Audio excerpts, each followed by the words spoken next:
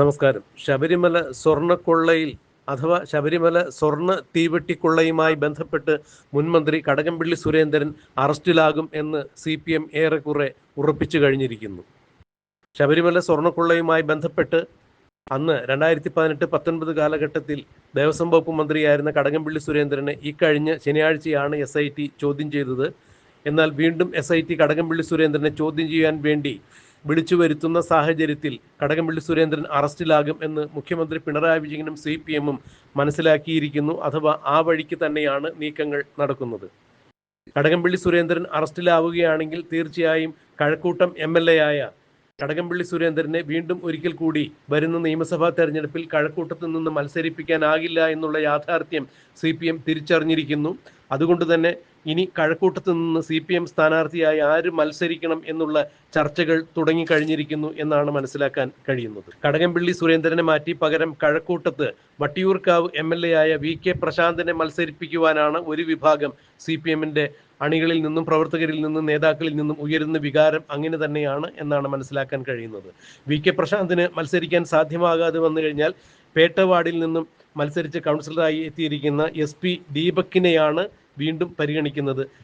ദീപക്കിനും ഈ വിഷയത്തിൽ താല്പര്യമില്ലാതെ വന്നു കഴിഞ്ഞിട്ടുണ്ടെങ്കിൽ തീർച്ചയായും മുൻ MP ആയ A സമ്പത്തിനെ കഴക്കൂട്ടത്തു നിന്ന് മത്സരിപ്പിക്കുവാൻ CPM ചരടുവലികൾ നടത്തുന്നു എന്നാണ് മനസ്സിലാക്കുന്നത്. അതായത് ഒരു കാരണവശാലും കഴക്കൂട്ടത്തു നിന്ന് ഇനി കടകംപള്ളി സുരേന്ദ്രനെ വീണ്ടും നിയമസഭയിലേക്ക് മത്സരിപ്പിക്കാനില്ല എന്നുള്ള നിലപാടിലേക്ക് സംസ്ഥാന നേതൃത്വം എത്തിയിരിക്കുന്നു. പിണറായി വിജയനും CPM-ഉം കടകംപള്ളി സുരേന്ദ്രനെ കൈയൊഴിഞ്ഞിരിക്കുന്നു. സ്വർണ്ണക്കൊള്ളയുമായി ബന്ധപ്പെട്ട് കടകംപള്ളി സുരേന്ദ്രൻ ജയിലിലേക്ക് പോകും എന്ന് ഏറെക്കുറെ പിണറായി വിജയനും CPM-ഉം ഉറപ്പിച്ചിരിക്കുന്നു എന്ന് തന്നെയാണ് ഇതിൽ നിന്നും മനസ്സിലാക്കാൻ കഴിയുന്നത്. വട്ടിയൂർക്കാവ് MLA ആയ VK പ്രശാന്ത് കഴക്കൂട്ടത്തു നിന്ന് മത്സരിക്കുകയാണെങ്കിൽ വട്ടിയൂർക്കാവിൽ മുൻ തിരുവനന്തപുരം മേയറായ ആര്യ രാജേന്ദ്രനെ മത്സരിപ്പിക്കുവാനാണ് CPM-ന്റെ അണിയറ നീക്കങ്ങൾ എന്നാണ് അറിയാൻ കഴിയുന്നത്. എന്നാൽ CPM-ന്റെ ജില്ലാ നേതൃത്വത്തിന് ഇതിനൊട്ടും താല്പര്യമില്ല. ആര്യ രാജേന്ദ്രൻ CPM-ന് ചില്ലറ പ്രശ്നങ്ങളൊന്നുമല്ല അവിടെ ഉണ്ടാക്കിയിരിക്കുന്നത്.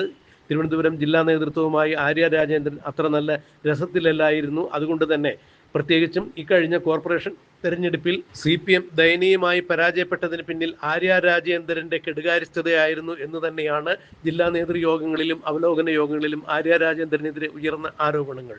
അതുകൊണ്ട് തന്നെ CPM-ന്റെ ജില്ലാ നേതൃത്വത്തിന് ആര്യ രാജേന്ദ്രനെ വട്ടിയൂർക്കാവിൽ മത്സരിപ്പിക്കുന്നതിന് താല്പര്യമില്ല എന്ന് തന്നെയാണ് മനസ്സിലാക്കാൻ കഴിയുന്നത്. എന്നാൽ സംസ്ഥാന നേതൃത്വം ആര്യ രാജേന്ദ്രനെ കൈവിടാൻ ഒരുക്കമല്ല എന്ന് തന്നെയാണ് മനസ്സിലാക്കാൻ കഴിയുന്നത്.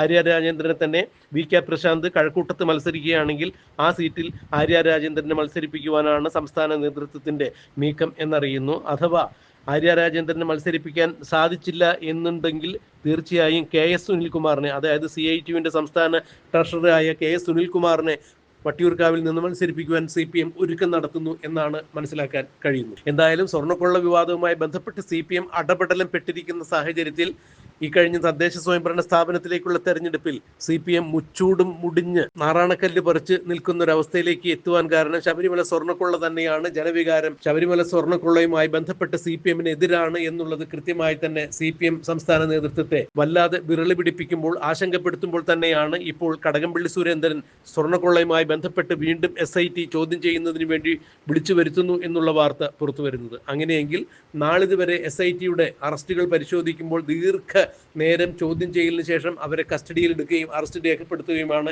SIT ചെയ്തിരിക്കുന്നത്. അങ്ങനെയെങ്കിൽ 2018-19 കാലഘട്ടത്തിൽ ദേവസ്വം വകുപ്പ് മന്ത്രിയായിരുന്ന അന്ന് ശബരിമല കൊള്ള നടക്കുന്ന സമയത്ത് കടകംപള്ളി സുരേന്ദ്രൻ തന്നെയാണ് ദേവസ്വം വകുപ്പ് മന്ത്രി.